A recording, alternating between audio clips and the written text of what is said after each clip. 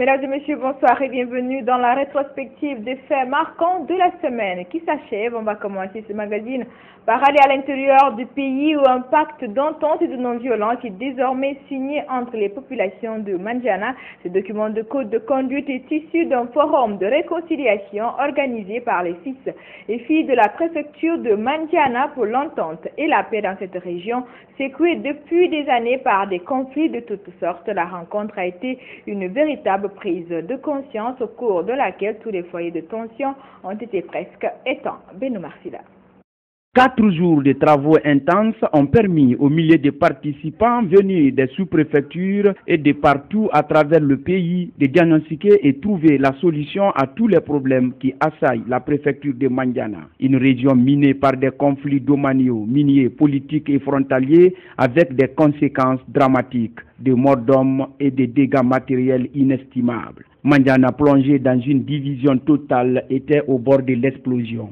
Ce forum de réconciliation initié par les femmes de l'association Mandiana Sania, placé sous le thème Mandiana de la paix, pour la paix et dans la paix, a permis de réunir les filles et fils de Mandiana pour se dire la vérité, se pardonner et se réconcilier.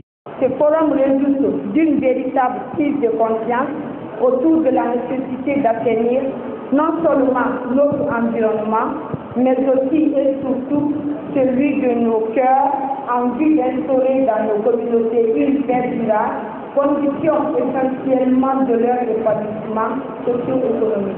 Un tableau sombre du repère des conflits, des tensions, des affrontements qui font parler de Mandiana à la une depuis des années a été dressé par Dr Ibrahima Barbosa Souma, préfet de Mandiana.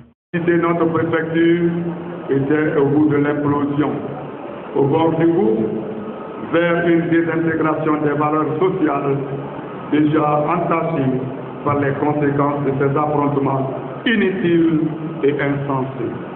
Rythmé par des envolées oratoires des griots du Wassoulou, des historiens et communicateurs traditionnels, l'événement a été une réussite pour les fils ressortissants du Wassoulou.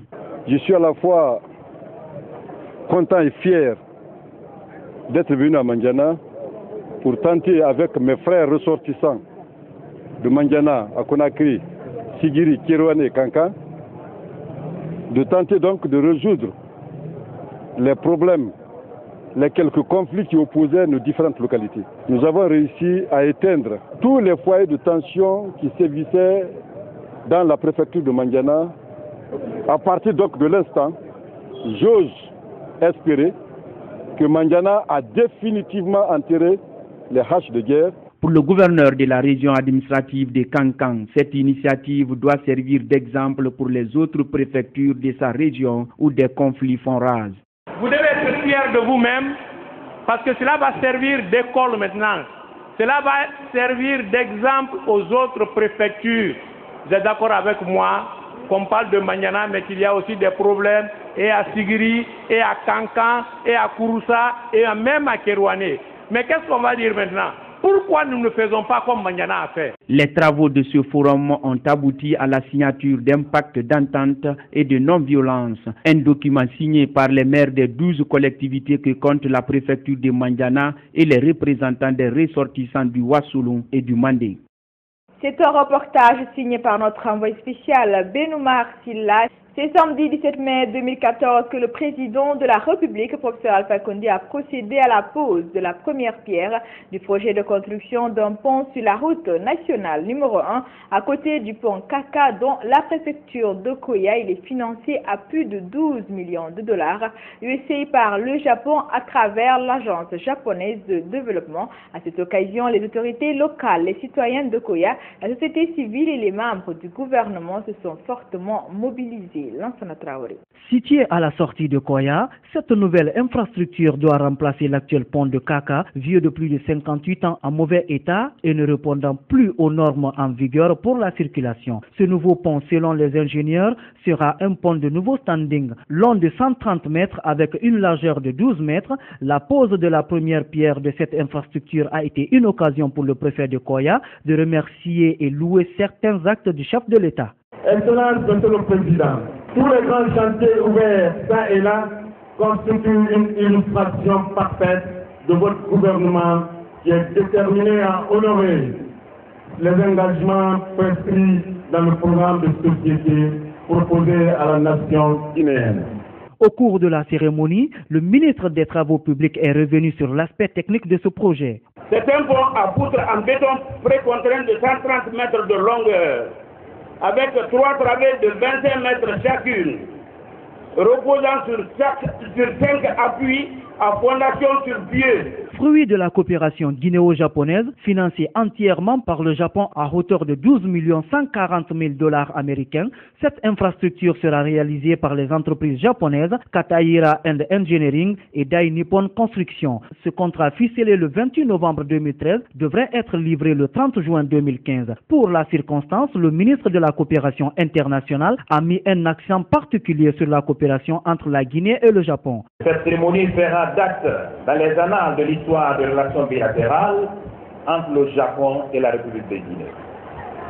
Cette œuvre gigantesque, qui fera désormais partie des symboles de la coopération entre le Japon et la Guinée, vient allonger la liste des interventions japonaises en Guinée. L'ambassadeur du Japon est quant à lui revenu sur l'utilité du pont. Localement, il sera d'un usage quotidien pour les habitants de la préfecture au niveau national. Ce pont est un lien entre Conakry, la Basse-Côte et l'intérieur du pays. Pour le président de la République, la réalisation de ce pont évitera les accidents et soulager les Guinéens dans leur quotidien. Si on veut de retour, il faut les routes. Donc les infrastructures, c'est fondamental. Et vous savez, il y a beaucoup d'accidents sur la route Kindia-Conakry, Kindia-Mamou, etc. Parce qu'il y a trop de tournants. Donc notre objectif, c'est de faire en sorte de transformer pour faire 2 fois 2 voies ou de route pour que la route soit praticable rapidement et qu'il y ait moins d'accidents. Après cette pose de première pierre, reste à savoir si les délais d'exécution de ce projet du pont Kaka sera respecté. Rendre fluide de la circulation pour réduire le taux d'accident, une priorité du gouvernement guinéen. Il vient d'adresser une feuille de route au ministre de la Sécurité relative à la mise en ordre de la circulation. Kaloum a été la première étape de la deuxième phase de cette feuille de route.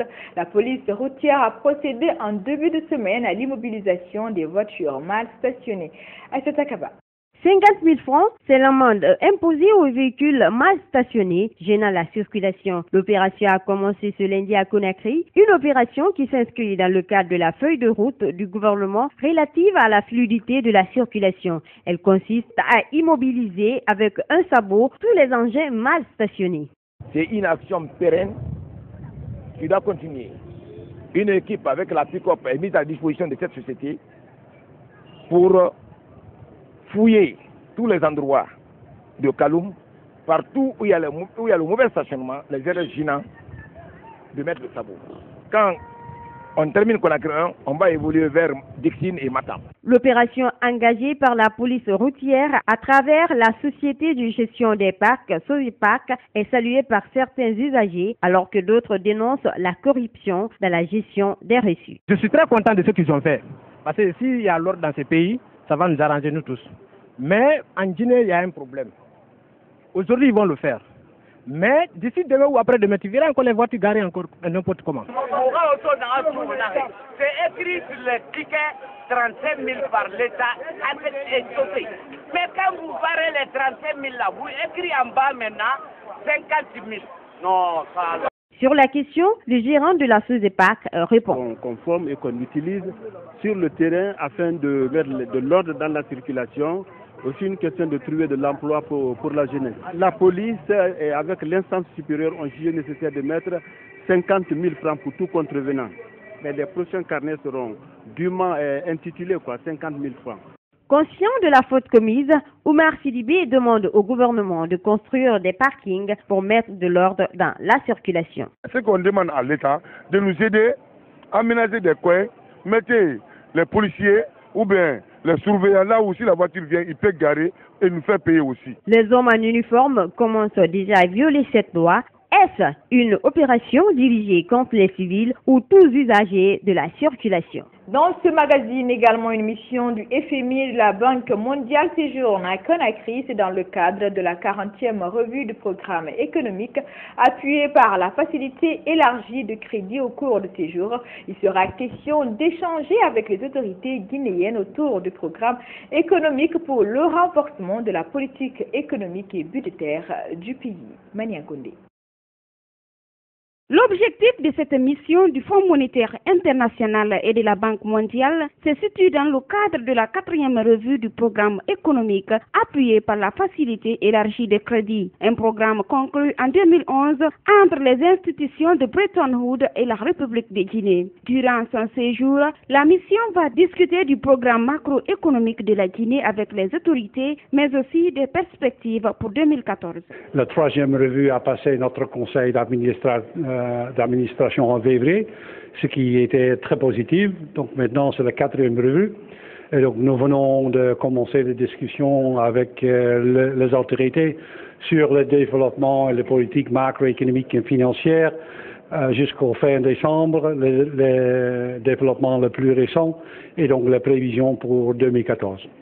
Les résultats de la 3e revue de ce programme économique présenté il y a 6 mois par la Guinée ont été approuvés par le FMI. Les autorités semblent déterminées encore pour maintenir la barre à cette 4e revue. Elles se sont fixées plusieurs objectifs qui entrent dans le cadre de la stabilité macroéconomique en Guinée. Il y a des mesures structurelles qui sont assignées à différents secteurs, que ce soit des secteurs économiques ou des secteurs réels, pour pouvoir renforcer les bases d'une croissance soutenue. Et nous visons à que le taux de croissance dépasse un peu le taux de natalité dans notre pays. C'est ce qui pourra nous permettre de dégager des ressources supplémentaires, des revenus supplémentaires à partager. Et nous visons aussi une inflation à 1 chiffre cette année. Donc nous travaillons à cela. Et nous visons aussi à stabiliser le taux de change, à maîtriser les dépenses publiques, à faire en sorte qu'il y ait beaucoup plus d'investissement dans le pays et à soutenir donc les actions d'investissement dans le pays. Autre aspect de cette mission serait les recommandations du FMI et de la Banque mondiale au gouvernement guinéen dans le cadre du suivi du processus en vue d'un développement économique durable. Eh bien, selon le chef de mission du FMI, les résultats macroéconomiques obtenus pour l'heure par la Guinée sont très encourageants, mais elles devraient être appuyées par les investissements pour renforcer la politique budgétaire. Suivez. En principe, ce que nous avons vu est que le développement se déroule toujours dans la bonne direction. Le taux d'inflation, qui est un objectif important du programme, continue à baisser, ce qui est très encourageant. Donc en fin mars, c'était déjà à 10%. Et quand on fait la comparaison avec octobre 2011, où ce taux d'inflation était 23%, donc ça s'avance dans la bonne direction. Ce qui est bon pour tous les Guinéens. Aussi sur la politique budgétaire, un des objectifs du gouvernement pour 2014 sont d'abord d'augmenter les recettes, ça pour être en mesure d'augmenter les investissements, parce que le pays a besoin de plus d'électricité, de plus de routes, de plus d'écoles, de plus d'hôpitaux. La ministre de l'Agriculture poursuit sa tournée à l'intérieur du pays, une tournée dans le cadre de la campagne agricole 2014. Jacqueline Furton était jeudi à Mamou et elle a eu des échanges avec les producteurs dans le cadre notamment de la relance de la conserverie de Mamou. La ministre est aussi rendue à Daboula où elle a visité l'huilerie de cette ville. Les détails avec notre envoyé spécial Adjira Touba. L'encadrement, la distance entre les champs et les habitations, sans oublier les légumes qui pourrissent faute d'acquéreurs, sont là les principaux problèmes auxquels sont confrontés les producteurs de Mamou. Des handicaps qu'ils ont partagés avec la ministre de l'Agriculture à la commune. La relance de la conserverie de Mamou a aussi été évoquée. Jacqueline Sultan propose que les investisseurs locaux mettent en place de petites unités de transformation qui seraient agrandies au fur et à mesure. La visite du district de Sumbalako a permis de mettre en évidence la réussite des producteurs de condiments, riz et légumes grâce à l'appui du gouvernement en formation et en intrants agricoles. Ici, L'exode rural aurait considérablement régressé à cause de l'implication des jeunes dans la culture vivrière de Mamou. La délégation s'est rendue à l'huilerie de Dabola, relancée depuis 2013. Pour le moment, faute de matières premières suffisantes, cette usine ne produit pas d'huile. Elle achète, traite et stocke l'arachide pour avoir la quantité désirée. Avec les innovations apportées par une société belge,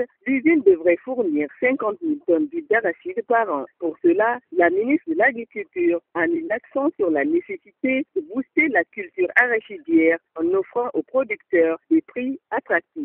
Rencontre vendredi à la Direction nationale de l'enfance entre responsables de la direction et journalistes des médias publics et privés. Objectif, faire le point sur l'organisation prochaine du mois de l'enfant guinéen. La Direction nationale de l'enfance compte impliquer cette année les médias aux activités qui seront réalisées tout au long du mois de juin, mois de l'enfant guinéen. Oumfali Guilabogui a pris part à cette rencontre. Voici son compte rendu.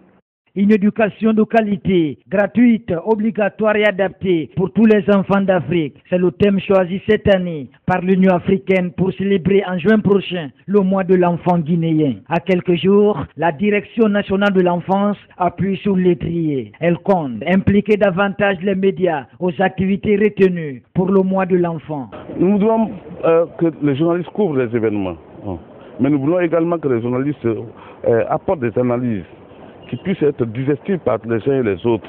C'est la préfecture de Dabola qui va abriter le 7 juin prochain le lancement officiel du mois de l'enfant guinéen. Notre ministère a mis l'accent sur les centres d'encadrement communautaire, c'est-à-dire les enfants de 3 à 6 ans qui se retrouvent dans un centre qui est géré par la communauté.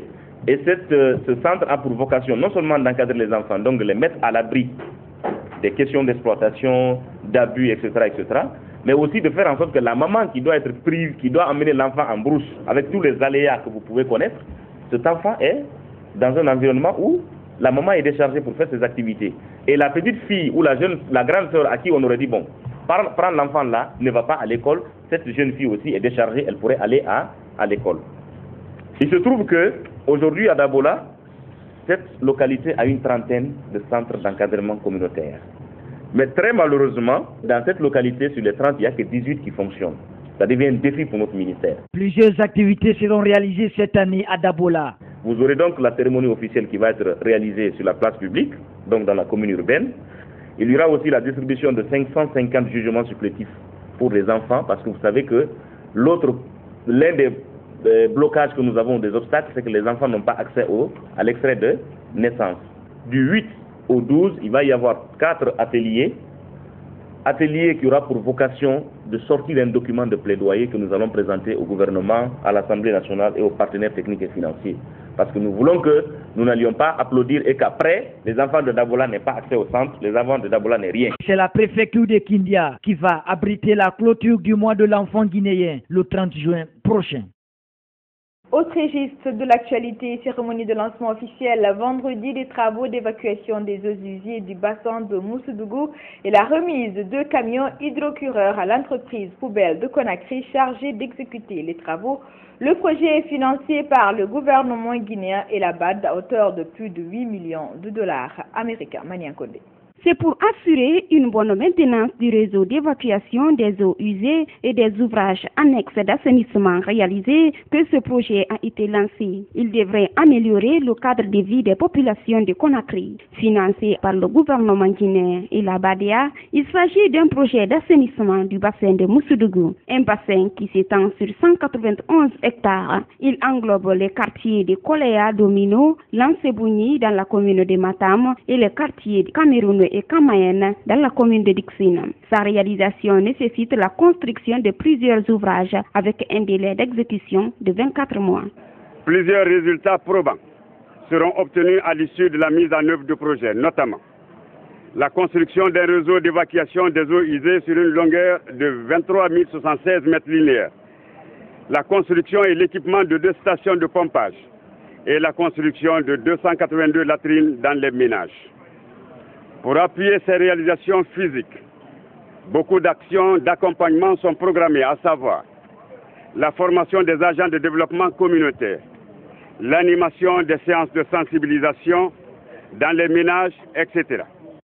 Pour y arriver, 2 camions hydrocureurs ont été remis à l'entreprise Poubelle chargée de l'assainissement de la ville. Il s'agit de 2 camions à haute technologie ayant des capacités d'absorption des eaux usées. Le directeur national de l'aménagement du territoire revient sur la spécificité de ces engins. Un camion citerne de pompage aspirante, capacité 10 mètres cubes, pompe aspirante 1400 mètres cubes par heure, grille électrique 250 kg, valve aspirante et valve de versement, etc.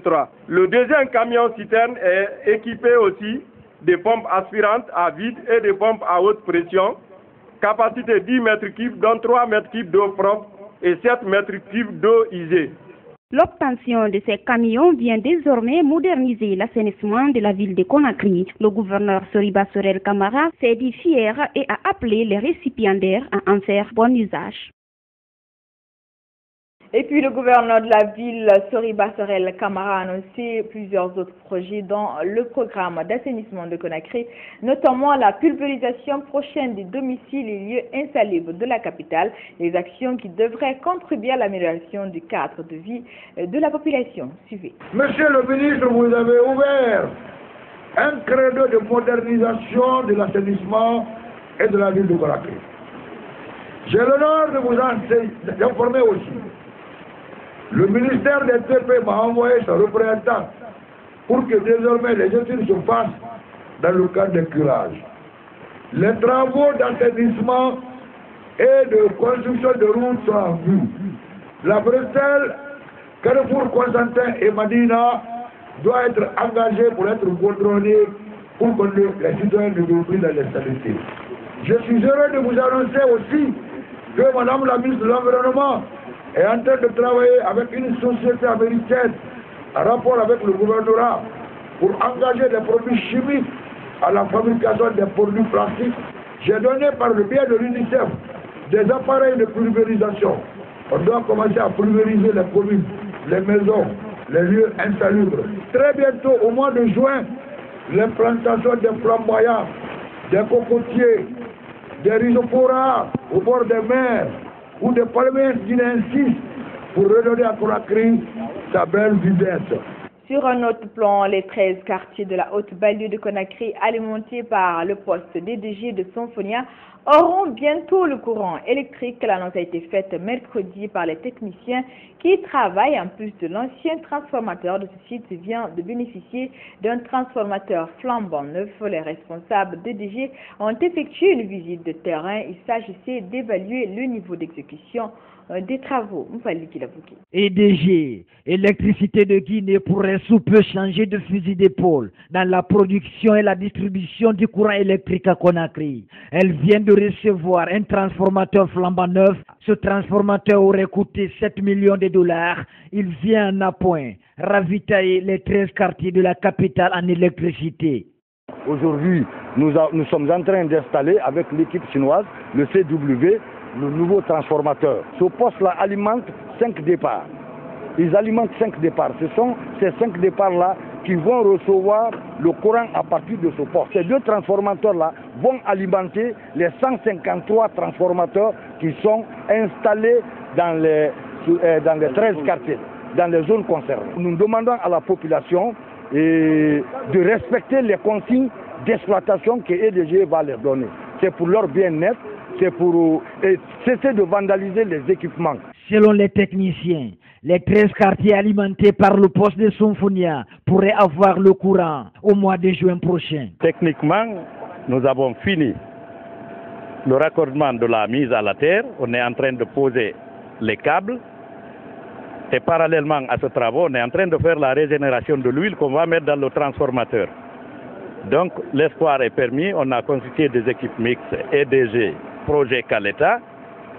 Depuis que le président de la République a offert ce transformateur-là à la population de Symphonia, mon directeur général m'a instruit, le directeur général du projet Caleta, de suivre de près ces travaux. On va finir avant la première quinzaine du mois de juin.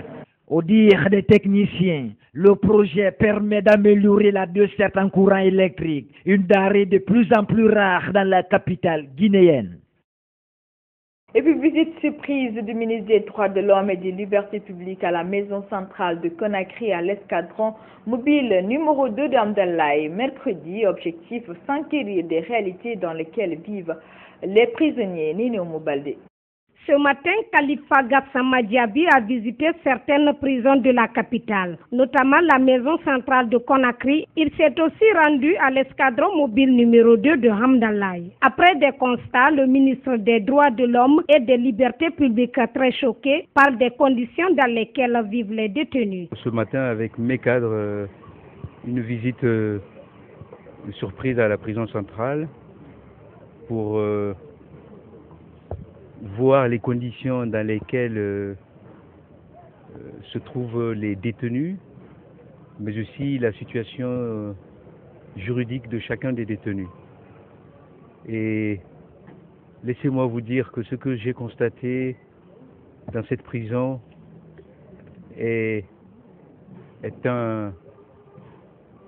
dépasse l'entendement. C'est un ensemble d'illégalités et un ensemble d'immoralité. Les détenus sont dans des conditions d'une indignité indescriptible. On a rappelé aussi au personnel de cette gendarmerie qu'à mon niveau au ministère, nous avons un certain nombre de plaintes concernant les pratiques de torture et qu'il ne m'appartient évidemment pas de juger. Je leur rappelle l'existence de ces plaintes et qu'il appartient à la justice de faire la lumière sur ces affaires. Bâtie en 1933, la maison centrale de Conakry n'a pas encore fait l'objet d'une rénovation. Avec une capacité d'accueil de 300 personnes, actuellement plus de 800 détenus sont emprisonnés à la maison centrale de Conakry. Pour le régisseur de ce centre de détention, ils sont confrontés à d'énormes problèmes. D'abord, les gens sont entassés. Nous avons des cas de maladie qui ne sont pas traités, qui ne sont pas pris en charge. Seulement, avant, nous pouvons vous dire qu'il y avait des institutions qui nous venaient en aide. Mais aujourd'hui, seul le CICR seulement qui a la volonté de nous satisfaire. Ça aussi, dans certains cas. Arrivé à un niveau donné, eux aussi, ils trouveront que vraiment, ils n'ont pas les moyens. Nous faisons recours à l'administration. Et cette administration, par manque de moyens aussi, vraiment, on est obligé de les laisser aussi intacts comme ça, jusqu'au moment où nos petits besoins et nos petits moyens pourront nous permettre de faire face à leur prise en charge hospitalière. Pour l'heure, la situation des détenus reste précaire et le ministre des Droits de l'Homme et des Libertés publiques promet de changer la donne. Après ce périple dans les lieux de détention, le ministre des Droits de l'Homme et des Libertés publiques compte établir un rapport sur la situation des détenus suivis. Ce que nous allons faire, c'est établir un rapport rigoureux, un rapport réellement sur la situation des gens qui sont là et prendre des dispositions qui s'imposent, notamment le fait de veiller dans notre pays à ne pas dépasser les délais légaux de détention provisoire.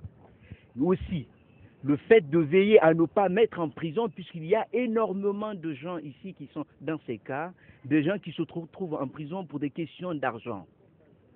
C'est contraire à un certain nombre d'engagements internationaux, de traités internationaux ou de conventions internationales. Les contentieux civils ne doivent pas aboutir aux détentions dans les prisons. Nous allons établir la liste des détenus qui sont dans des situations d'illégalité parce que leur délai de détention est largement dépassé. Nous allons établir la liste des malades mentaux qui n'ont absolument aucune place ici. Nous allons établir la liste des mineurs qui se retrouvent ici depuis quelques mois ou quelques années pour parfois des délits de vol de téléphone portable ou autres. Ce n'est pas acceptable.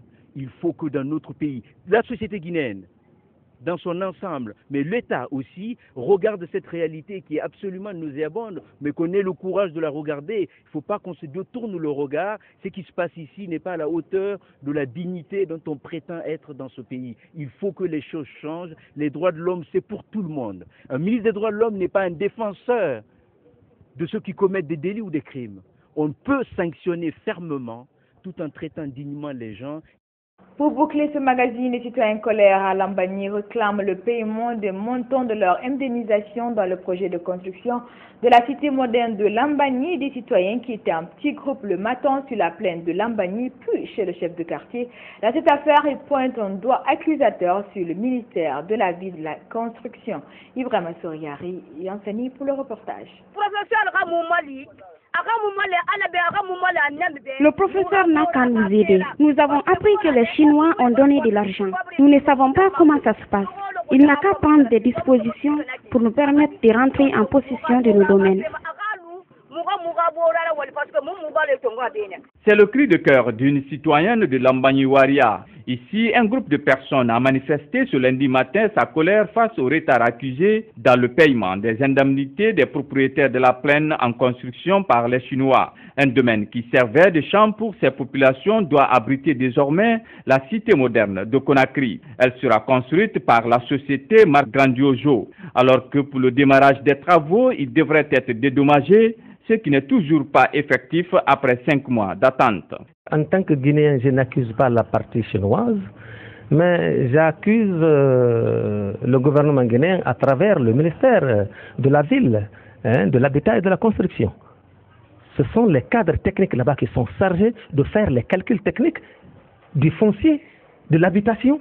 C'est eux qui sont censés de faire ce calcul. Jusqu'à présent, ils n'arrivent pas à déterminer le prix du mètre carré. De Lambagny à Symphonia, en passant par Kobaya, Fossidé et Yataya, quelques 720 hectares cultivables, dit-on, sont concernés par ce projet. Et plus de 2000 personnes sont recensées pour être dédommagées. Nous ne savons pas pour le moment ce qu'on doit percevoir, alors que c'est grâce à ces domaines nous parvenons à nourrir nos familles. La gendarmerie s'est rendue sur les lieux pour calmer les esprits. Mais pour l'heure, c'est l'inquiétude sur les propriétaires de ces domaines. Les premières pluies ont commencé à tomber. Ils n'ont ni argent ni domaine à cultiver en vue de nourrir leurs nombreuses familles. Mesdames et messieurs, les téléspectateurs d'Évasion Guinée, voilà comment nous réformons ce magazine d'information que j'ai eu le plaisir de vous présenter. Merci de l'avoir suivi. Excellente suite de programme à notre compagnie. Nous revoir sur www.groupeevasionguinée.info. Bonsoir à tous.